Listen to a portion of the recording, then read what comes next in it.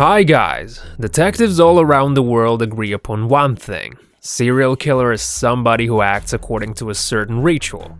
You might as well call it his thing. Luckily, today we know a lot about these crazy maniacs, their particular qualities and habits. You will now see 10 common character traits that give away a potential serial killer. Now, guys, I'm a little paranoid, so if you feel like you possess some of those characteristics, please tell me about them in the comments, okay? Alright, let's begin.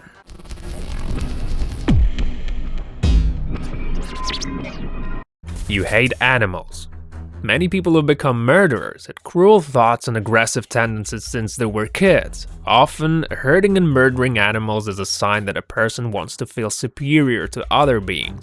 Kids can't hurt their brothers, sisters, or parents, but a pet at this point is an easy target. Urinary incontinence. I think most of us wet the bed when we're kids. That's totally normal and all natural. There's nothing wrong with that. But if you have problems holding a wee later on in your life, especially during teenage years, that might be a problem. And not just because you leave the bed all wet. Imagine all the mockery when your family members and friends make fun of you because you do a Jimmy Riddle in bed. I mean, I don't even want to imagine how that feels. But I'm pretty sure this can lead to a sociopathic behavior, which is a normality for serial killers. Psychological abuse.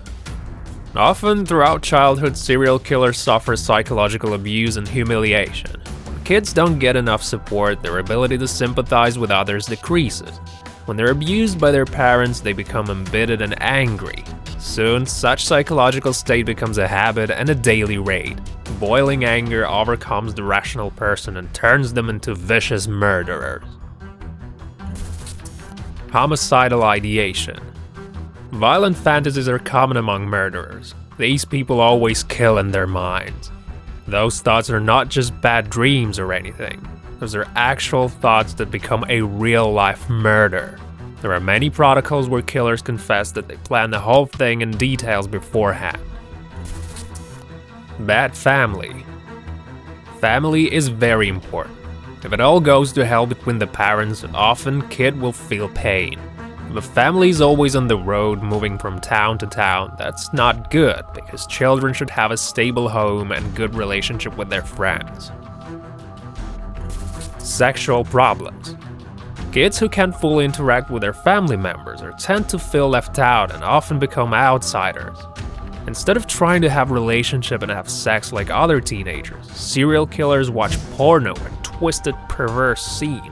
After a while, killers no longer see people as humans with feelings and emotions. They see them as objects they want to kill. Burning stuff.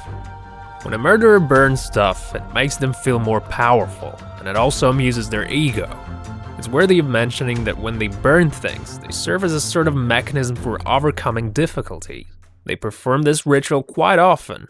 It helps them dealing with anger, aggression, and harm. Predatory aggressive personality. Potential killers are often psychopaths, because normally their lives are a continuous tense anxiety. So they spend their lives trying to make it up for themselves and their family. They try to be communicative and charming, but they're emotionally repressed and they can't feel a thing. So even if it all goes well, at a certain moment they start feeling that irresistible desire to take everything under control, and they just start killing everyone around. Childhood cranial-cerebral trauma.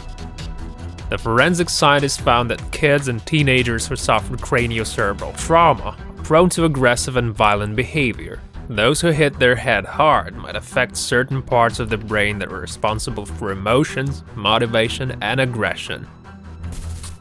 Narcissism.